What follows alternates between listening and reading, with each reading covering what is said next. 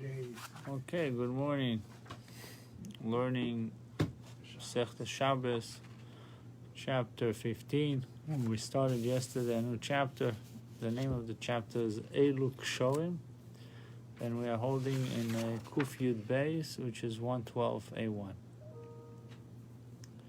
We'll start from Miftah Chalukah. Miftah Chalukah is about fourth line from the top. Because we Miftah Chalukah, we spoke about that's the word that was tricky. Chemais, which is apron. Chemais or chemais. It's an apron, but it's an apron. Type of a garment that a woman's wears. So that's where because the Mishnah said that we spoke about knots, opening and tying and untying. So the Mishnah said that kasheres isha miftah chalukah, that a woman may tie the opening of her chemais or of her apron, even lachatchila. Chemise. Okay, I'll call it chemise. So she may open it. So the Gemara says, obviously, pshita, this teaching is unnecessary. It is obvious that a knot at the opening of a woman's chemise is permitted to be tied. Like a top, Yeah, a woman's top. The Gemara says, lo tzricha. Actually, no, it says, I read, it says it has two, the right side goes to the left side goes to the right. It reminds me Yeah. of the whole thing with the F-hood that was the Cohen wear. Uh-huh. So it says it's obvious that a knot that at the opening of a woman's chemise is permitted to be tied. For the chemise has two openings, two straps. You might have said, were it not for the Mishnah's teaching, the woman will leave one of the straps tied permanently. Tying the knot should be prohibited, because one of them she would leave a permanent knot and one would be a temporary one. So maybe it should be prohibited because it's a permanent knot. The Mishnah next case, v'chute. So therefore it's written, that's why the Mishnah brought this case to teach us that it's permitted, even though there is a possibility that she might tie it permanently. V'chute svacha, and string of a hat, H-A-T, pshita. This teaching is unnecessary. It is obvious that one may tie these knots. It says in number 10, since they are made to be untied daily, like your shoelaces. Lo where the hat is loose on her. The woman will slip the hat off her head without first untying the knot. Thus the knot should be considered permanent and should be prohibited to be made on Shabbos. You know, some hats that have string that are coming down and you tie them. Yeah, you can have, like, if you go in the big hats that you wear, like, to protect from the sun. Yeah. Kamash from the Isha Chosa Seora, the Mishnah therefore tells us that a woman is sparing about her hair. Umisha Shorelo. It's right there on the table. Umisha Shorelo. And will untie the hat before removing it. Okay, thank you.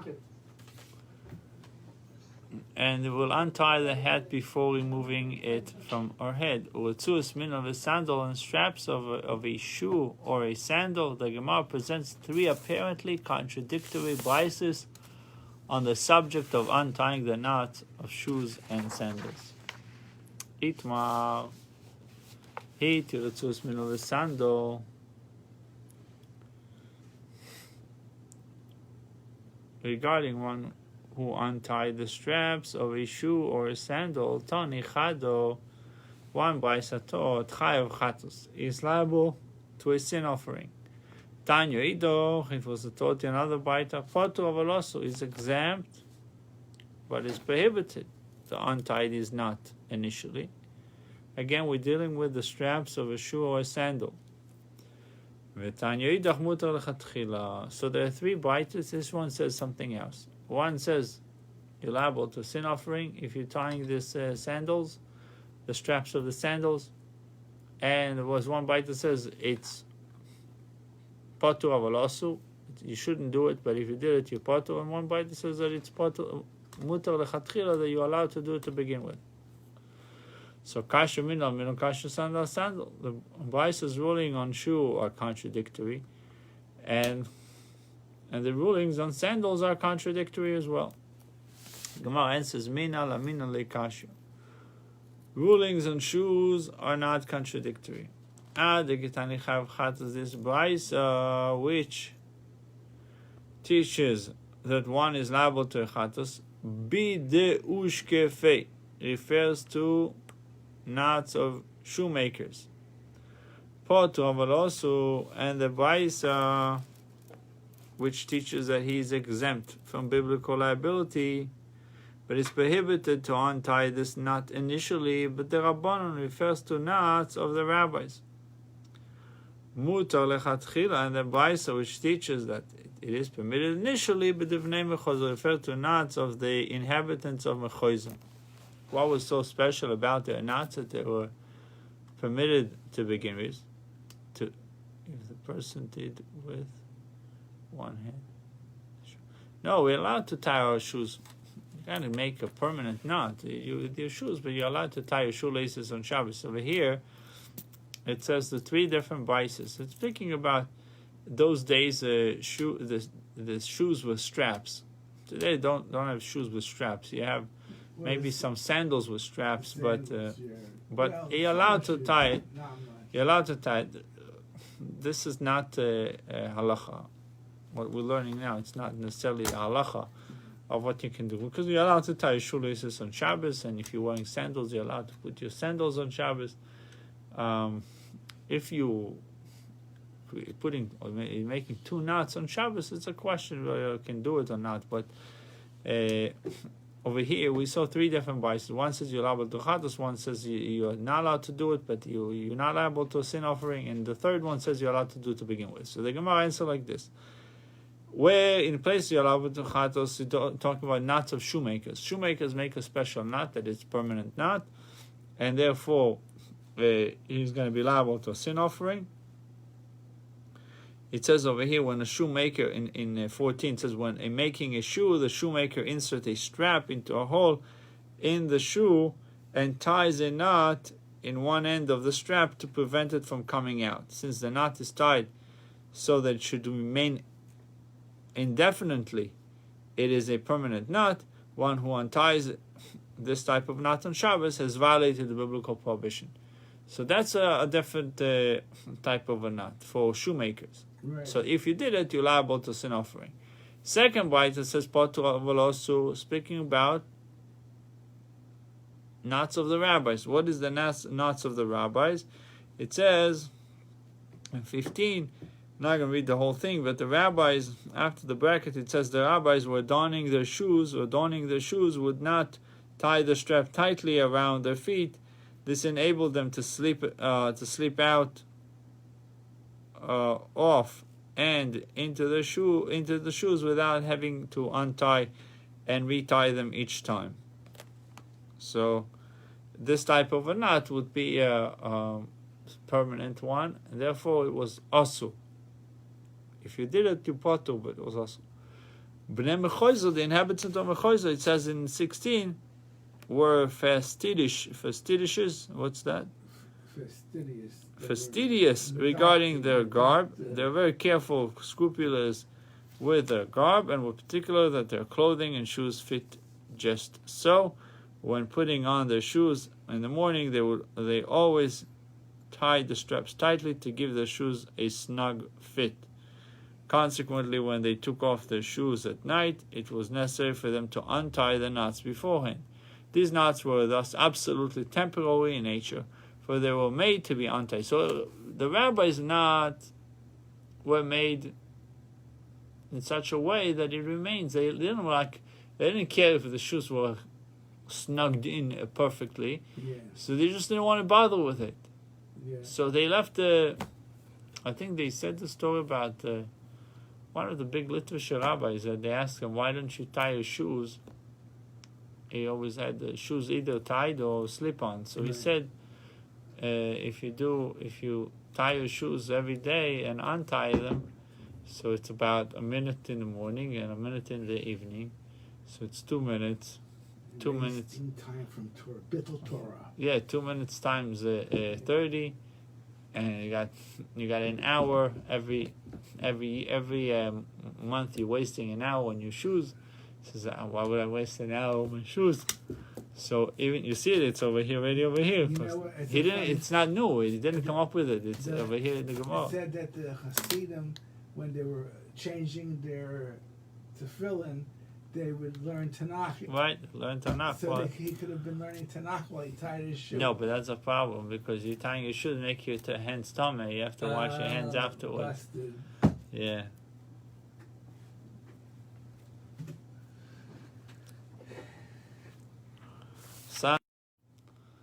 Sandal, leikashio, adeketani chav chatos. This brisa which teaches that one is liable to chatos. Betayoi de katori ushkifei refers to the knots of sandals of Arabian merchants, which shoemakers tie. 17. That's already, it's all, again, it's That's something that is indefinite, it's something that is a permanent knot, and therefore, also, and the Baita that speaks about a scenario where you will be potter, but you shouldn't be doing it. It's prohibited, but the chumrito, the kotrin, refers to amateur knots, which are tied by the wearers themselves. Muta lechatchila, the Raisa which rules that he is permitted initially, besandal the nofkibei bei trei, refers to a sandal with which two people go out. One worn alternately by two different people with different sized feet. Since the knot of that sandal must be constantly untied and readjusted for the next wearer of the sandal, the knot is decidedly temporary and may be untied on the Shabbos. Kede Rav Yehuda, the Rav Yehuda, Achua de Rav Salo Chasid Avar Uzuga the Sandale. Rav Yehuda, the brother of Rav Salo, the pious, had a certain pair of sandals. Zimnin dinofik bei iu. Sometimes he went out with it. Zimnin nofik bei yunuke, and sometimes his child went out with it. Also, coming to Abai on one Shabbos, he came before Abai. Omar le, Abai said to him, "Ai governor mai, what is the rule in such a case? Am I permitted to untie the knots on these sandals so that my son may wear them?" Omar le, Abai said to him, "Chayav chatas. He who unties such a knot is liable to chatas." Omar le, Rav Yehuda said to him, "Ashta potu avalosu." Kakashali. Even had you ruled merely that one who does this is exempt from liability, but it is prohibited rabbinically, I would still say that it's difficult. This ruling is difficult for me to understand why. Chayav taimo komotli, and you telling me that he's liable to sin offering. Chayav chotos komotli, my time. What is the reason? Ask Abai that you find my ruling difficult. Omar lei mishum devechol nam, because on the weekdays too zimnin of kina bei anu zimnin of kinuka. I wear it. Sometimes my son wears it. Amar lei yachi mutar lechatchila. Abai said to him, if you're swapping shoes from one to another, mutar lechatchila, it's permissible to begin with. Rabbi Yirmiyahu Kozi Vaseder Rabbi Abahu B'Karmelis. Rabbi Yirmiyahu was walking behind Rabbi Abahu in a Karmelis Isik Ritzur. The sandal, a strap of his sandal broke off, causing the sandal to fall off his foot. Omar le, Rabbi Yirmiyahu said to Rabbi Abahu, "Ma'ini ivad lo. What should I do with it?" Omar leish kel gemilach dechaz machabem. Take a moist reed that is fit for animal food, and wind it about the sandal in place of the strap. In that manner, you can walk with it until you reach a private domain. It's like a quick fix for the road. A quick fix for the sandal on the road. If Abai was standing in a courtyard in front of Rabbi Yosef, a strap of his Abai's sandal broke off. Omar lay. He said to Rabbi Yosef, "My avid lay." Omar lay shavki. What should I do with it? He said to him, "Leave it there. It is muktzah. Don't move it." Yeah. So Ma'ishna midir Rabbi Yirmiyah. But how is this case different than the case of Rabbi Yirmiyah, where Rabbi Abahu permitted him to handle the sandal? Rabbi Yirmiyah said to take a reed, fit for animal food, put it around you, use it as a temporary strap. Rabbi Yirmiyah said, leave it alone, muktzah. We gotta walk around. It's not, it's not comfortable. Also, Leminta, there in the case of Yirmiyah, the incident took place in a Carmelis, where the sandal was not guarded. Hence, Rabbi Abba permitted Rabbi Yirmiyah to handle the sandal and wind a moist reed around it in order to walk with it until he reaches a private and safe domain. Achaminta, here in the case of Abba's sandal, which took place in a courtyard, the sandal was guarded. Since the sandal was safe in its place, Rav Yosef did not permit Abba to handle it.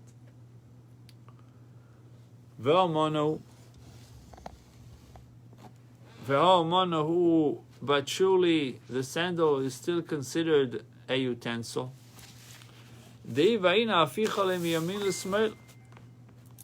For if I desire, I may change it from the right foot to the left foot. Why then did you rule that it is forbidden to handle the sandal? Rabbi Yochanan clarified the view of Rabbi Yehuda, who says that a sandal whose outer strap holder, broke off, is no longer deemed a utensil. Shmamina halacha ke Rabbi Yehuda. Derived from this that the halacha is in accordance with Rabbi Yehuda. To what does this refer? To which ruling of Rabbi Yehuda? And which statement of Rabbi Yochanan did Rabbi Yosef allude? The Tanyo sandal shenifseku shte eznov, a sandal from which both ears broke off, or shte trisiyosov, or both of its strap holders, oy shenital kol hakaf sheloi, or a sandal whose entire sole was removed. Tohoel is to achas meozno, but only one of the ears, its ears broke off. Or one of its strap holders, or if most, but not all of its sole was removed, it is tamei. The tumah that the sandal previously contracted does not depart.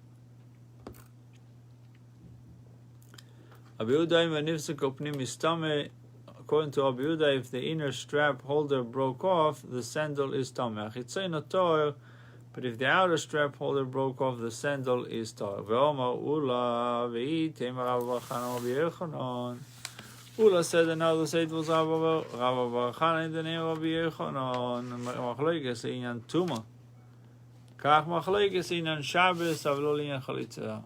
Just as the dispute between these Tanoim pertains to the matter of Tuma, so does the dispute pertain to the matter of the Shabbos, but it does not pertain to the matter of Chalitza. The Gemara analyzes the statement considering and rejecting various interpretations. V'avinan bo. We subsequently inquired concerning this. Rabbi Yochanan ali bademan According to whom did Rabbi Yochanan make the statement?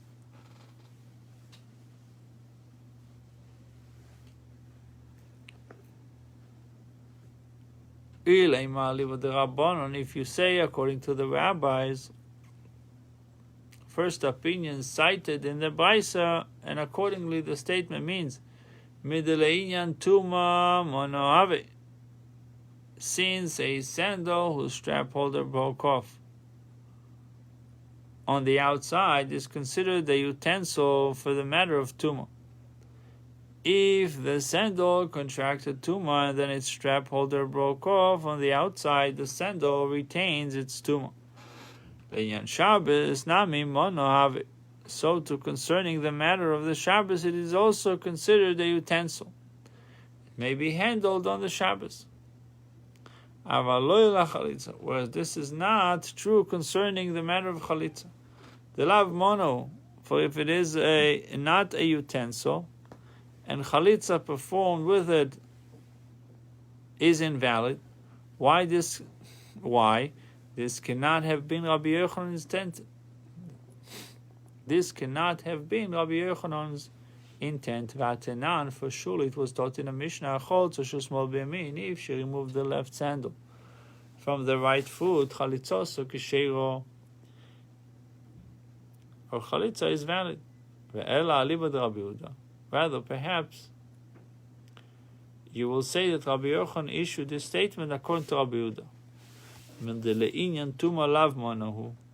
And he means that since concerning the matter of Tuma, it is not deemed a utensil, Linyan Shabbos nami lav mono. So to concerning the matter of the Shabbos, it is also not deemed a utensil.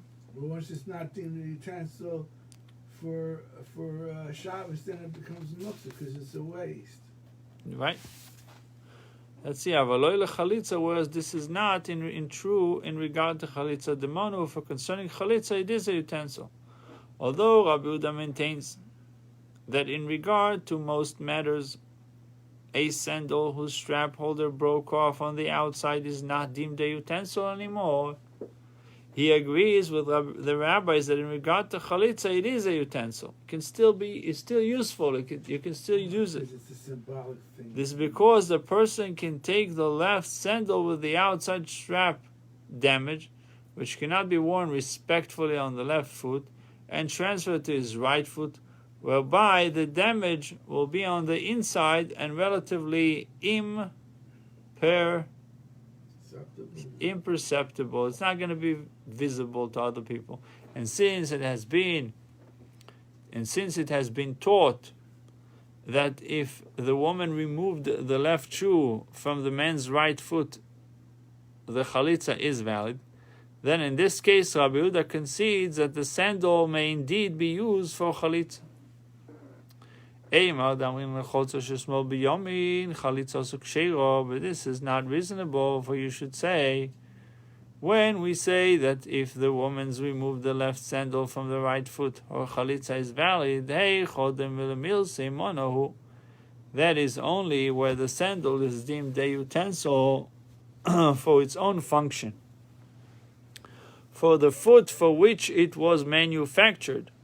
But here in regard to a sandal whose strap snapped off on the outside, lemilse lav monahu, it is not deemed a utensil even for its own function according to Rabbi Yehuda.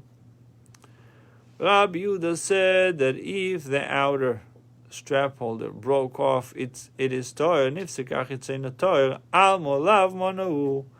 We see that it is not considered a utensil. Accordingly, even if it was transferred to the right foot and used for chalitza, the chalitza should be invalid. Rabbi Yochanan's statement, which distinguishes in regard to a sandal whose outer strap holder broke between the subjects of Tuma and the Shabbos on the one hand and that of chalitza on the other, does not seem to accord with the opinion of either the rabbis or Rabbi Yehuda. So Rabbi Yochanan is the one who distinguishes between the two, Chalitza and Shabbos. Actually, Rabbi Yochanan made his statement according to Rabbi Yehuda. Ema, and you should say, amend his statement to read, V'chein la Chalitza. And likewise, in respect to Chalitza, he states that just as Rabbi Yehuda does not consider a sandal whose outer strap holder broke off a utensil in regard to Tuma and the Shabbos, so too he does not consider it a sandal in regard to Chalitza. And it is this that Rabbi Yochanan teaches us. Dechi amrinan cholzo shel smel b'shel yamin chalitza oso k'sheiro. When we say that if she removed the left sandal from the right foot, her chalitza is valid. Maybe it needs to be the right foot and the right sandal. She placed her left sandal on the right foot. Heicho, when is it kosher? Heicho de lemilse mono. The sandal is deemed a utensil for its own function. Aval hocho lemilse lav monohu. But here, in regard to a left sandal whose outer strap holder broke off, it is not deemed a utensil for its own function. Chalitza performed with such a sandal is invalid. Then is the statement from which Rabbi Yosef previously derived that Rabbi Yochanan follows the opinion of Rabbi Yehuda. Mara challenges Rabbi Yosef's assertion that Rabbi Yochanan ruled in accordance to Rabbi Yehuda. Umi Omar Rabbi Yochanan Ochi.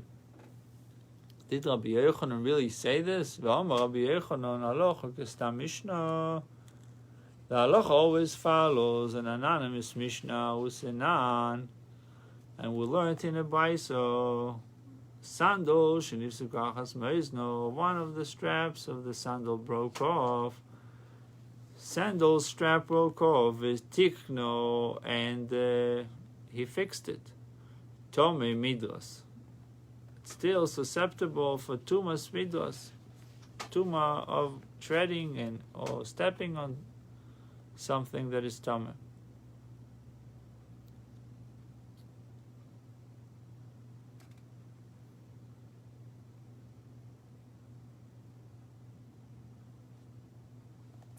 Says the parenthesized phrase deleted by Marshall. The bed, saddle, and chair of a Zav or Nida, a woman who has given birth, becomes Ovis Hatuma in their own rights. Anyway, it says, My Nifsukushnia V'Digna Term L'Tamed Midras Avatom Maga Midras. It is still Tom Midras. Now, the Mishnah does not specify which ear broke off. My love. Does this not imply that loishna pnimis v'loishna chitzoina? There is no difference whether it is the inner or outer one. We thus have an anonymous Mishnah which follows the opinion of the rabbis that a sandal with outside ear or strap damage is considered a utensil on the grounds that it may be repaired and switched to the other foot. The Gemara says, Loi. Pshita pnimis davko. The Mishnah is referring specifically to a case which the inner ear broke off. The Mishnah is in accordance with Rabbi Yehuda. Aval chitzoino maitor. But if the outer ear broke off, what is the law that the sandal is toil? Iocha the soni, rather than the last part of the Mishnah teaching, nifsek oshnia v'sikno. The second ear broke off after the first one had been repaired, and he repaired the toim and midras. It becomes toil from the midras tuma. Aval tome maga midras nifloik berideh. But it remains Tom as having touched a midos. Nifloik berideh, let the Mishnah differentiate and teach a case of tahara with respect to the first case itself. The breaking off of only one ear as follows. In regard to what were these words, the Mishnah first ruling said in regard to a case where the inner ear broke off, for then the sandal is still usable. The case where the outer ear broke off, the sandal is toyer, for it can no longer be worn. The Gemara concedes these points and instead interprets the Mishnah differently so it could accord with the view of Rabbi Yehuda. Amar Rav Yitzchak ben Yosef. Rav Yitzchak ben Yosef said to Hey, Mishnah Seinu, Besandal shesh lo arba oznaim ve'arba trisiyosim.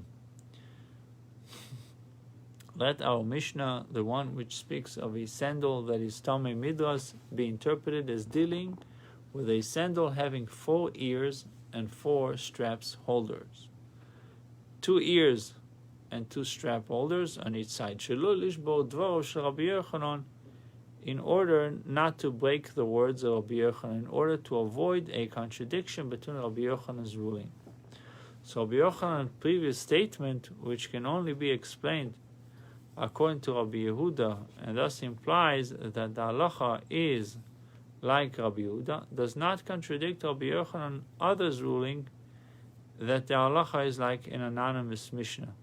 For this Mishnah too can be explained according to Rabbi Yehuda. Ki also Ravin Amar Rav Chon Barab Amar Rav. When Ravin came, he said in the name of Rav Hanan Bar Abba, who said in the name of Rav. Halacha ki Rabbi Yehuda. The halacha is in accordance with Rabbi Yehuda, who said that the fact that a sandal with outer strap damage may be transferred to the other foot does not render it a legitimate utensil. Rabbi Yochanan, but Rabbi Yochanan says, Ein halacha ki Rabbi Yehuda. The halacha is not in accordance with Rabbi Yehuda.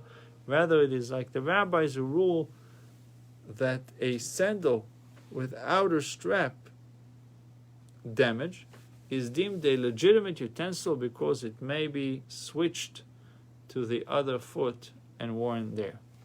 Indeed, Rabbi Yochanan really say this. Oh, the methods of Rabbi Yehuda, but surely since Rabbi Yochanan clarified the view of Rabbi Yehuda, Shma mina ki Rabbi Yehuda svira lei, derived from this that Rabbi Yochanan holds in accordance with Rabbi Yehuda. How then can Ravin report that Rabbi Yochanan said that the halacha is not in accordance with Rabbi Yehuda? There are divergent views among Amoraim as to what Rabbi Yochanan really said. Rav Barchana or Ula, who cite a statement of Rabbi Yochanan implying that he rules like Rabbi Yehuda, disagree with Ravin, who cites Rabbi Yochanan as ruling that the halacha is not like Rabbi Yehuda. The Gemara presents an inquiry which will be resolved from the previously cited Mishnah concerning broken sandal. Tanan Hoso, we learned in a Mishnah there in Tractate Kelim, Kol Kleval Levotim Shul and Kelim Reinim, the measure of all wooden homeowners' utensils to lose their tuma is a hole the size of pomegranates. The hole must be this size to remove the utensil's tuma. Boy Rabbi Chizkiah inquired regarding this, if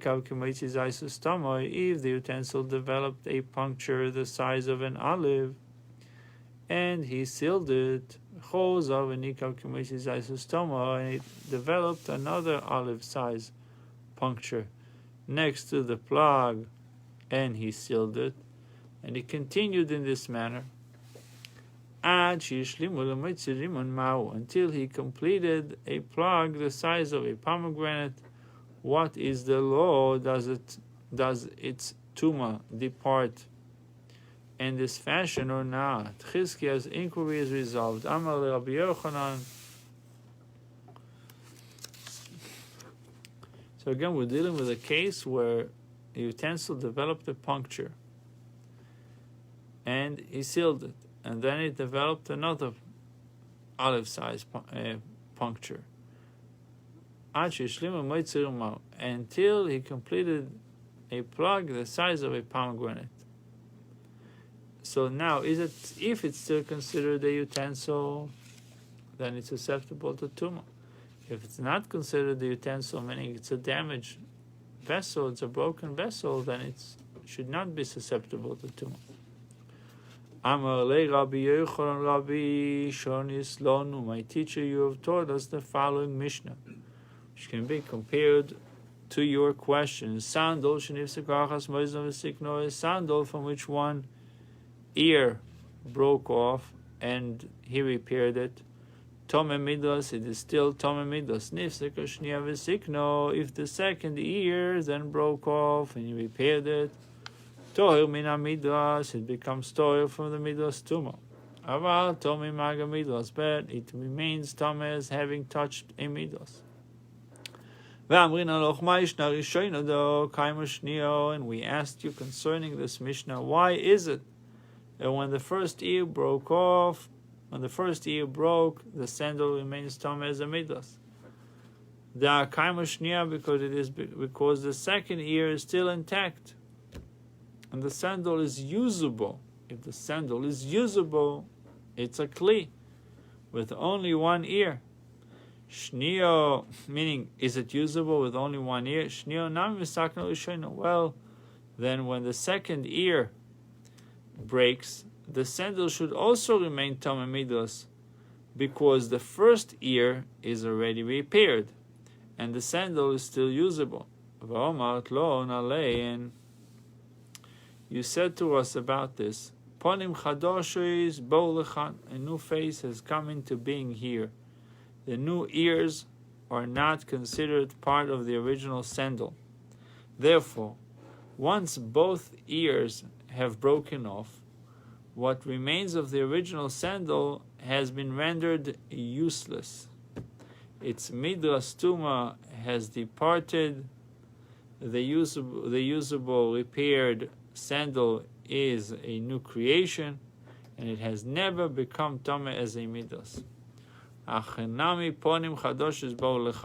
Here too, then, in the case of the utensil which had been repeatedly punctured and repaired until its repaired area reached the size of a pomegranate, a new face has come into being here, and this new utensil never become tameh.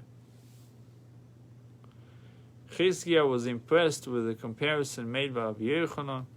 Korea lays dein barina. She exclaimed about Rabbi Yochanan, there is no mere, this is no mere mortal. That's not a regular person. He said about Rabbi Yochanan, he's like an angel. He's rather an angel.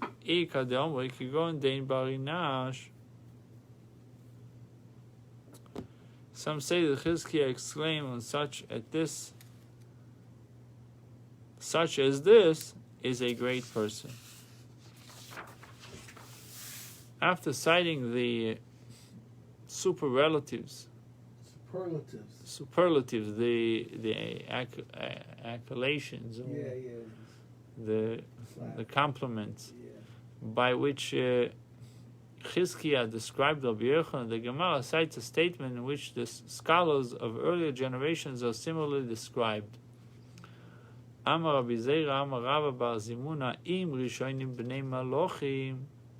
If the early ones, the scholars of previous generations, were sons of angels, anu bnei anoshim, we are sons of men. V'im rishonim bnei anoshim, if the early ones were the sons of men, anu kachamerim, we are like donkeys. Imagine, that's what they said back then. And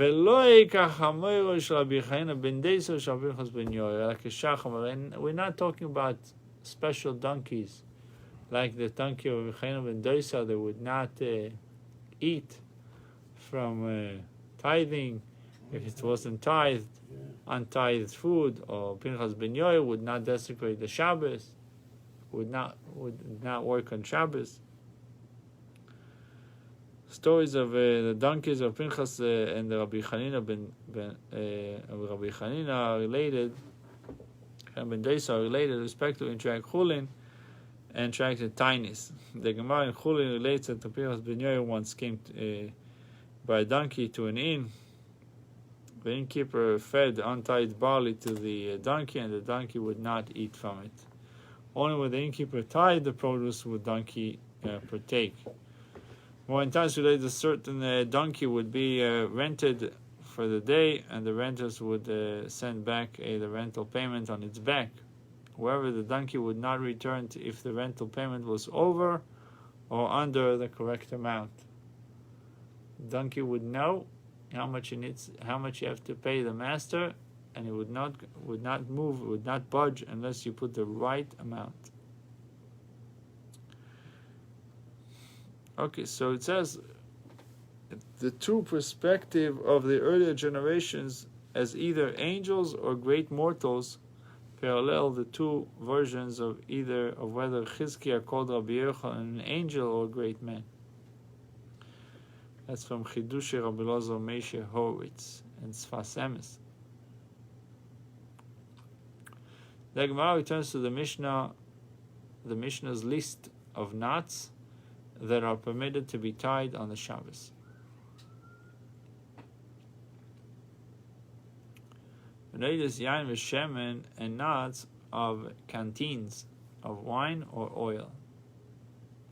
Now the pshita, the stitching is necessary. This stitching is unnecessary. It is obvious that it is permissible to tie this knot on the Shabbos, since it is meant to be undone each day. The Gemara says,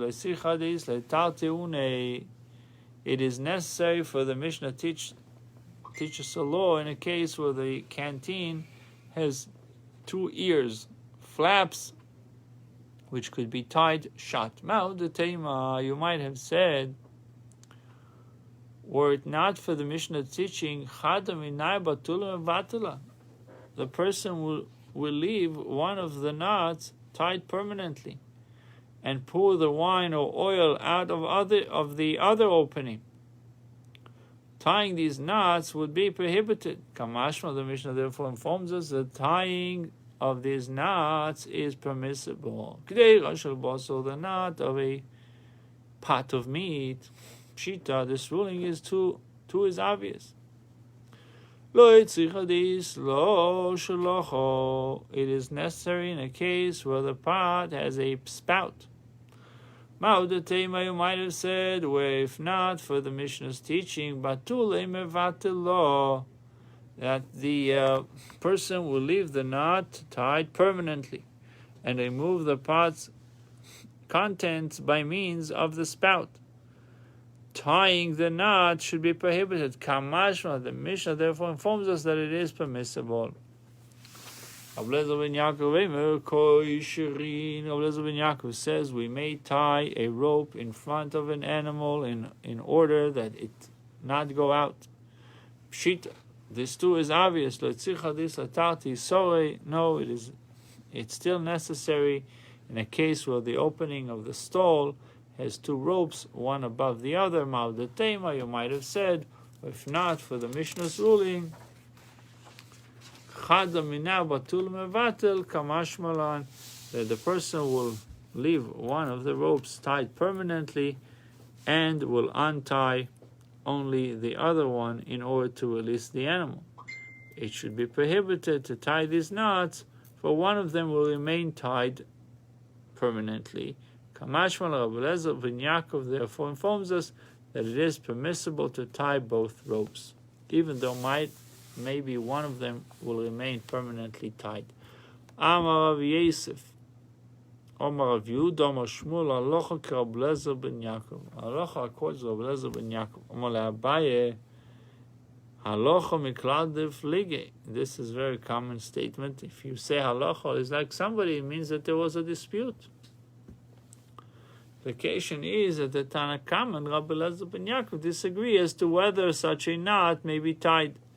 But surely there is no reason to assume that Tanakama disputes Rabbi ben Yaakov's ruling, in view of the fact that it does not dispute any of the Mishnah's previous similar rulings. He said to Abaye, but what is the difference to you if I implied that there was a dispute, if there is no disagreement, then my ruling is certainly correct. Omar Lei said to Rav Yezer, Gemor Gemer Zemor Tatei, are you telling me to learn the tradition, whether correct or incorrect, so it should be like a song, which requires no understanding? Wanted to understand. And therefore, he asked the question, what was the dispute between Rabbi Eliezer ben Yaakov and the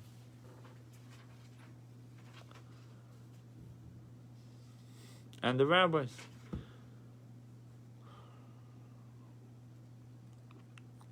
And they just left it there. Yeah, okay, we'll continue, God willing, I tomorrow. didn't understand about the canteen before. I was just... Said to continue, allowed to close it because it's made to be open and closed, made to be undone.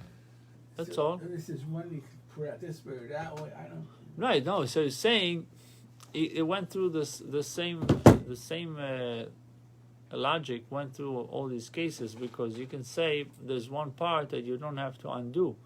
So maybe it should be prohibited, since you're going to tie it back, one part of it will be left for good for a long time. So maybe it should be prohibited. And the same thing with the stall of the animals. But it's that's why it was necessary for the Mishnah to mention it, to tell me that it's permissible. Let's do the halacha. Let's do the halacha.